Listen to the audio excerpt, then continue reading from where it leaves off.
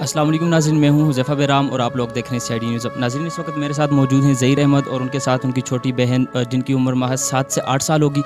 ظہیر احمد کے ساتھ انتہائی ظلم ہوا ہے۔ ان کے والد صاحب نے ان کی ماں کو زہر دے کر مار دیا، اس کے بعد پھر ان کے اوپر بھی ظلم و ستم کرتے رہے۔ ان کی جو والد صاحب تھے انہوں نے دوسری شادی کر لی، اور جو دوسری ان کی والدہ تھی وہ بھی ان کے اوپر ظلم و ستم کر رہی تھی۔ یہ جو چھوٹی بہن ہے اس کو مردان لے کے گیا، ان کی امی ان کو مردان لے کے گئی اور وہاں پر اس کو بیچنا چاہا، لیکن وہاں سے یہ اس کی جو چھوٹی بہن ہے وہاں سے یہ بھاگ کر آئی ہے۔ تو چلیے ظہیر احمد سے پوچھتے ہیں کہ ان کے ساتھ کیا ظلم ہوا۔ جی ظہیر، آپ یہ بتائیں کہ آپ کی والدہ کی ڈیتھ کب ہوئی؟ سن 15 ستمبر 2015 کو ہوا تھا۔ وہ بھی میرے والد نے مارا تھا، اس کو زہر دے کر مارا تھا۔ پھر میرے والد صاحب نے بولا تھا کہ یہ آپ ہم کو چھوڑے، میں تمہارا باپ بھی ہوں، تمہاری ماں بھی ہوں، اس ٹائم ہم کو بچا لو تم لوگ۔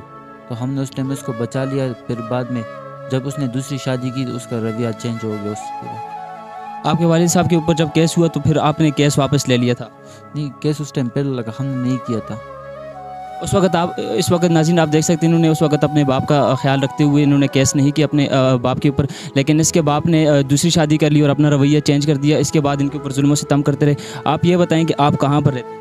ہم بفا کلاڑی شرکی میں۔ اچھا، آپ بفا کلاڑی شرکی میں رہتے ہیں۔ تو آپ کا جو گھر ہے وہ آپ کے نام پر ہے یا آپ کرائے میں رہتے ہیں؟ میرے والد صاحب کے نام پر وہ گھر۔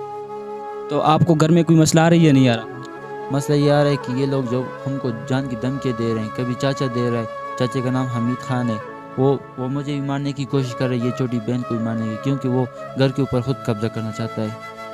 اچھا، چاچا آپ کے اوپر ظلم و ستم آپ کے اوپر چاچا بھی کر رہے ہیں اور والد صاحب دونوں مل کے کر رہے ہیں۔ جو آپ کی والدہ ہے، جو دوسری والدہ ہے، وہ آپ کے ساتھ یہاں پر رہ رہی ہے وہ یا بھی وہ مردان میں؟ وہ مردان میں رہتی ہے، وہ صرف تاریخ کو پیش ہوتے ہیں بس، باقی مردان میں رہتے ہیں۔ اچھا، آپ کے والد صاحب اور جو والدے ہیں وہ دونوں مردان میں رہتے ہیں اور آپ ادھر چاچا کے ساتھ رہتے ہیں اور وہ چاچا آپ کے اوپر بھی ظلم و ستم کر رہے ہیں؟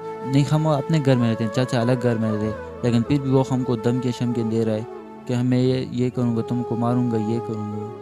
اچھا، آپ جو گھر ہے وہ آپ کے مطلب آپ اس میں رہتے ہیں، لیکن جو آپ کا چاچا ہے وہ گھر قبضہ کرنا چاہتے ہیں، اس وجہ سے وہ آپ کا چاچا جو آپ کے اوپر ظلم و ستم کر رہے ہیں، تو جان کی دھمکیاں بھی آپ کو آپ کے چاچا دے رہے ہیں؟ بالکل۔ یہ آپ کا کیا نام ہے؟